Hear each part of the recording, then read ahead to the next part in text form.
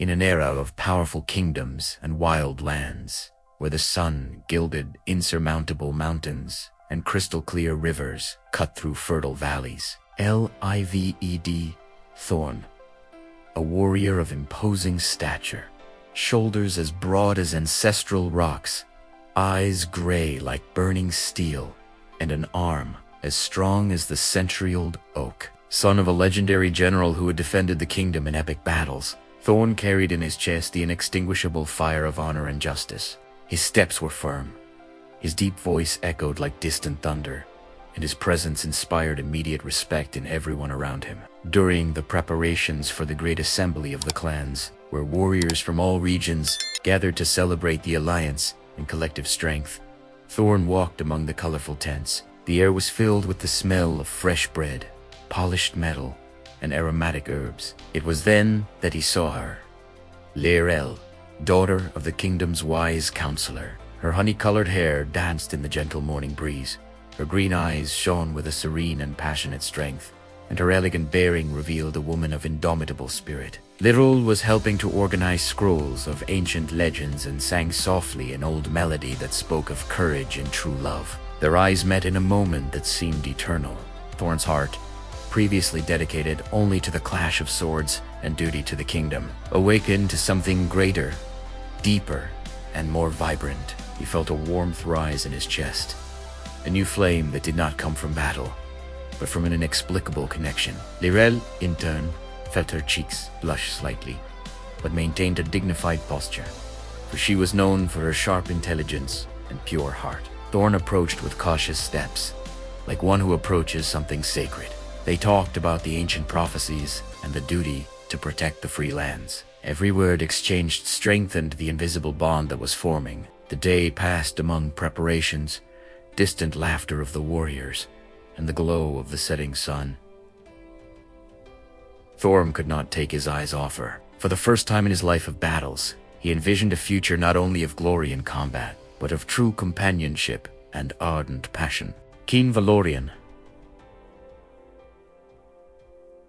a just sovereign with a thundering voice and a presence as imposing as a mountain, gathered everyone in the great stone square. With the royal banner fluttering in the wind, he announced that the tyrant Draven, lord of the northern lands, was marching with a cruel and numerous army. Draven wanted to conquer everything, ban the free peoples, and extinguish the flame of freedom. His warriors were known for their brutality and lack of honor. Thorn was immediately named captain of the elite guard. His men greeted him with shouts of loyalty. On the eve of departure, while the camp prepared for the long march, Laerel approached him beside the sacred river, whose waters reflected the stars. The moonlight bathed the place with a magical silver light. "My heart fears for your life, Thorn, but my soul is proud of your courage," she said with a soft yet firm voice. Thorn held her hands firmly, feeling the warmth that radiated from her. Looking deeply into her eyes, he replied, "I will fight not only for the kingdom and for the freedom of our people, but to return and prove that my love for you is stronger than any enemy blade or storm that destiny may bring." They remained there for long minutes, sharing silent promises. Laerel gave him an embroidered handkerchief with the symbol of an eternal flame, a symbol of her affection. Thorn swore to carry it close to his heart. The night was filled with hope and determination, even in the face of the shadow of war that approached.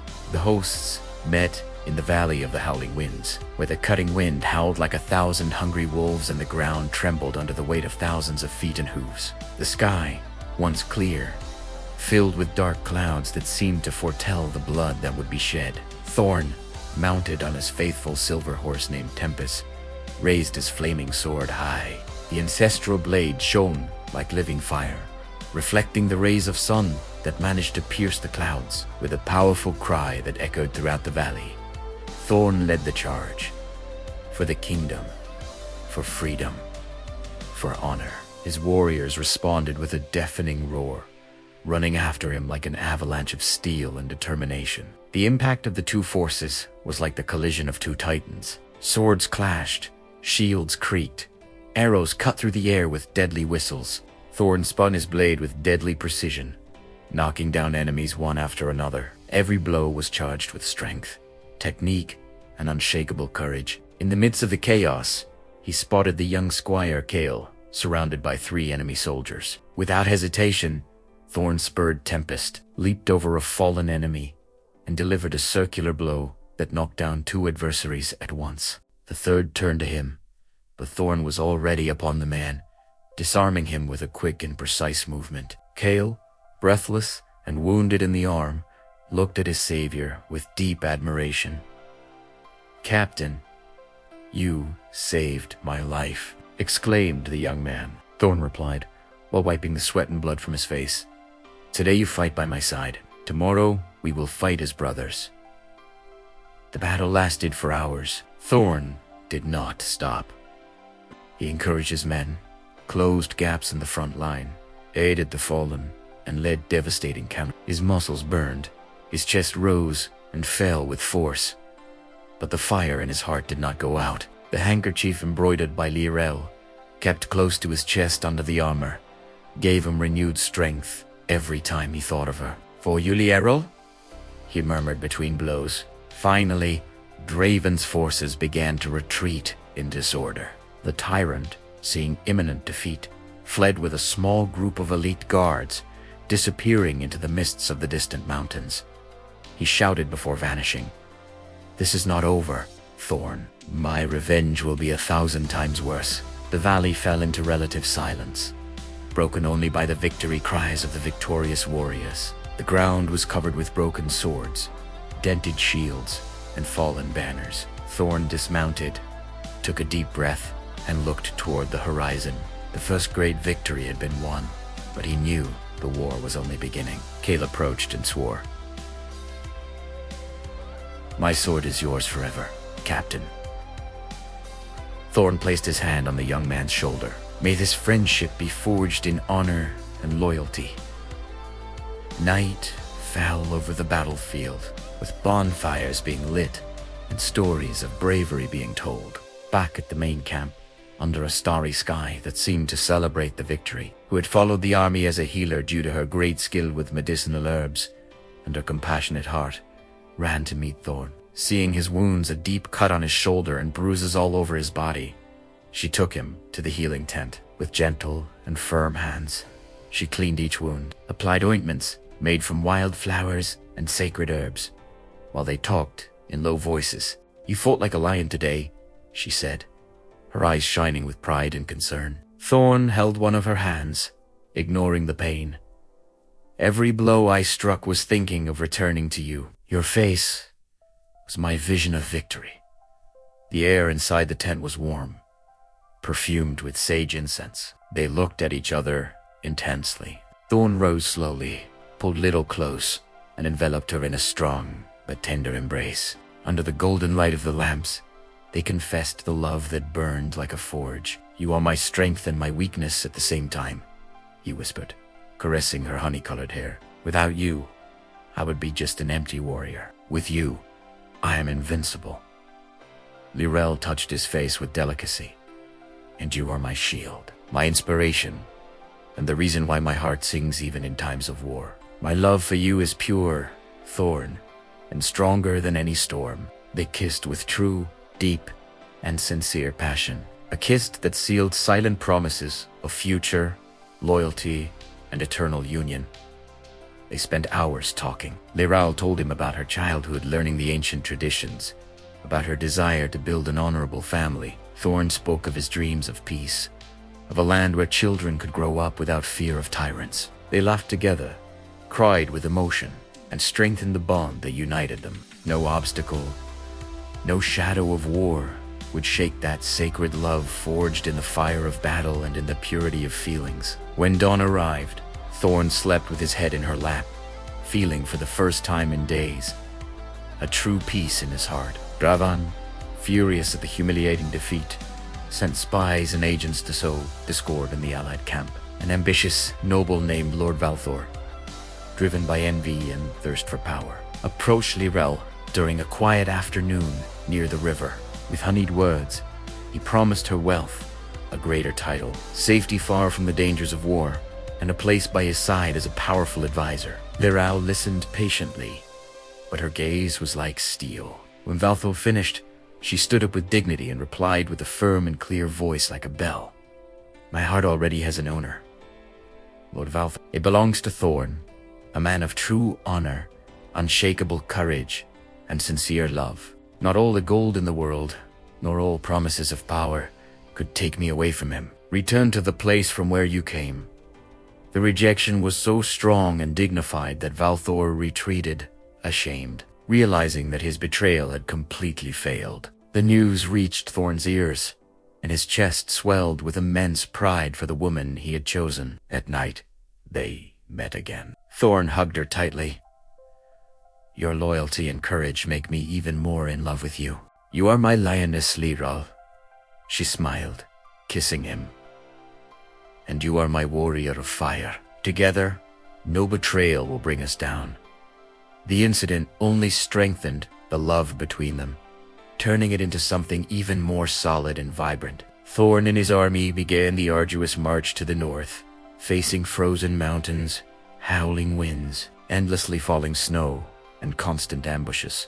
The cold cut the skin like knives. The determination was greater.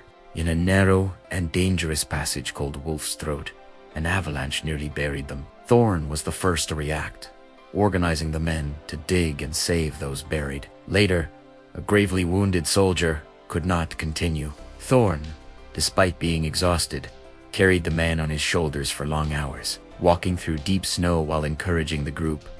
None of us is left behind. We are brothers in arms. Kale, by his side, saved Thorn from an enemy arrow, throwing himself in front and deflecting the projectile with his shield. Now we're even. Captain, said Kale, smiling. Thorn laughed. No, brother, our debt of friendship will never be paid.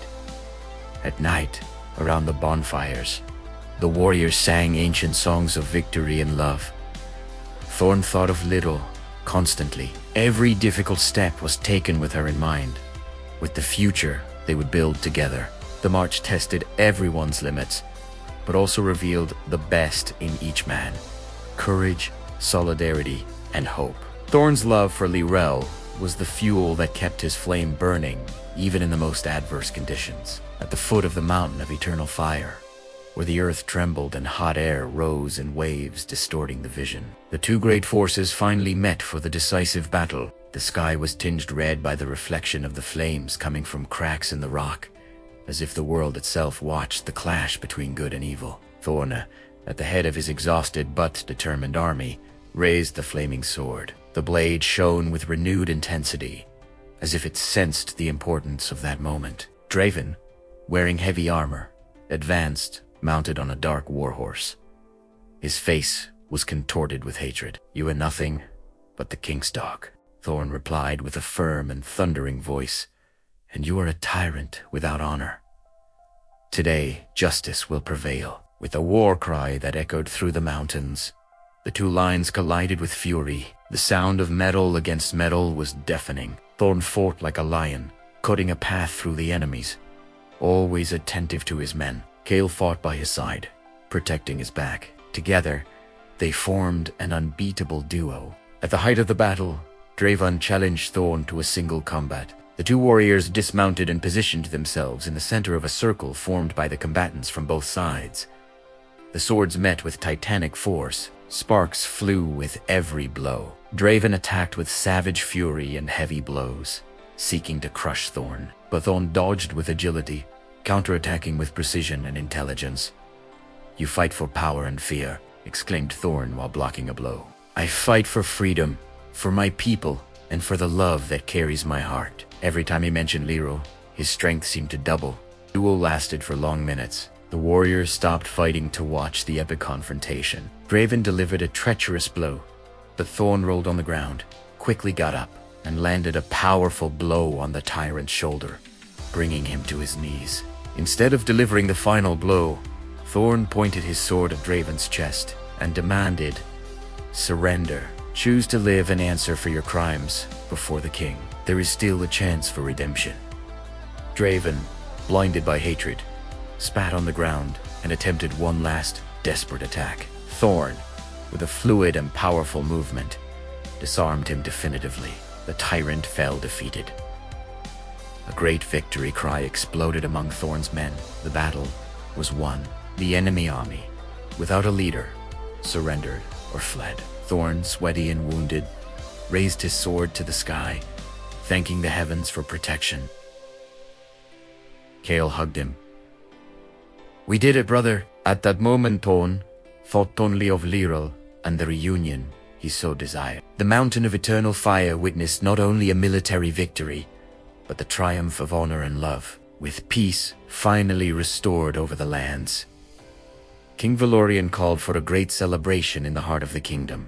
Colorful banners fluttered in the wind, musicians played harps and drums, and the people gathered joyfully in the streets adorned with flowers. Thorn was honored before the entire court and the people as the new supreme general. The king placed the ceremonial cloak on his shoulders and said with an emotional voice, "You saved our kingdom not only with the sword, but with the example of courage and integrity." Before thousands of people, with the sun shining high, Thorn walked up to Lyral, who looked beautiful in a white dress, embroidered with golden threads. He knelt before her, holding her hands with firmness and tenderness.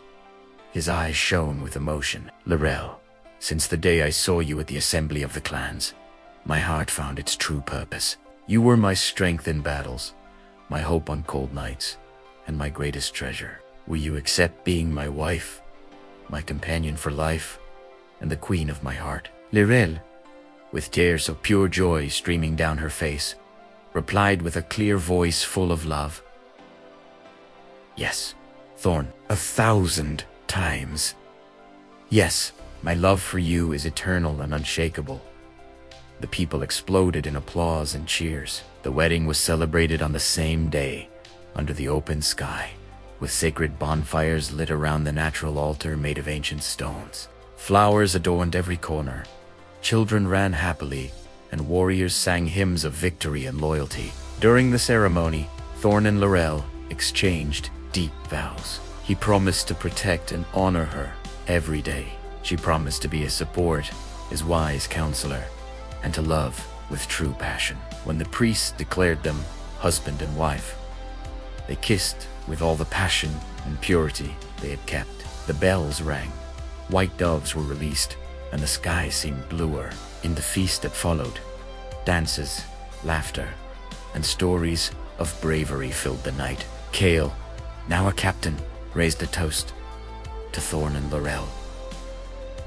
"May your love inspire generations." Thorn and Lyral, sitting side by side, looked at each other as if the entire world had disappeared. They knew that together they could face any new challenge. They united not only in marriage, but in an eternal promise to protect the kingdom, Kutibate Ono, and build a legacy of true and vibrant love. Thorn's heart and Lyral's beat as one, invincible. In this story of ancient times, we learn that true courage is not born only on the battlefield, but mainly in the heart that chooses to love with integrity, honor promises, and fight for what is right, even when everything seems lost. Passionate, pure, and loyal love, united with bravery, becomes the most vibrant and indestructible force that exists.